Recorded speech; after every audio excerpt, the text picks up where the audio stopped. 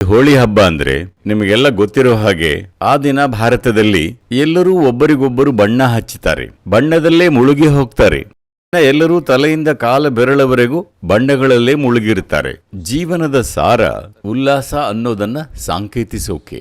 ಆದ್ರೆ ಜೀವನ ಯಾಕೆ ಇಷ್ಟು ಸೀರಿಯಸ್ ಆಗಿದೆ ಅಂದ್ರೆ ಯಾವ್ದನ್ನ ಮರಿಬೇಕೋ ಅದನ್ನ ನೆನ್ಪಿಟ್ಕೊಳ್ತೀವಿ, ಯಾವ್ದನ್ನ ಕಲ್ಪಿಸ್ಕೊಳ್ಬಾರದೋ ಅದನ್ನೇ ಕಲ್ಪಿಸ್ಕೊಳ್ತೀವಿ. ಹೋಳಿ ಅಂದ್ರೆ ನಮ್ಮ ಜೀವನದಲ್ಲಿರೋ ಬೇಡದ ಸಂಗತಿಗಳನ್ನ ಸುಟ್ಟು ಹಾಕೋದು ಅಂತ ಕೂಡ ಆಗುತ್ತೆ. ಈ ದಿನ ಜನರು ಹಳೆ ಬಟ್ಟೆಗಳನ್ನ ತಂದು, ಪಕ್ಕದ ಮನೆ ಮಕ್ಕಳ ಆಟದ ಸಾಮಾನು ತಂದು, ಅದು ವಿನೋದಕ್ಕೆ ಬೇಡದೇ ಇರೋ ವಸ್ತುಗಳನ್ನೆಲ್ಲ ತಂದು ರಾಶಿ ರಾಶಿ ಹಾಕಿ ಅದನ್ನ ಸುಟ್ಟು ಹಾಕ್ತಾರೆ. ಇದು ಹಳೆ ಬಟ್ಟೆಗಳನ್ನು ಸುಡೋ ಬಗ್ಗೆ ಅಲ್ಲ, ಇದು ಹಿಂದಿನ ಒಂದು ವರ್ಷದ ನೆನಪುಗಳನ್ನು ಸುಟ್ಟು ಹಾಕೋ ಬಗ್ಗೆ.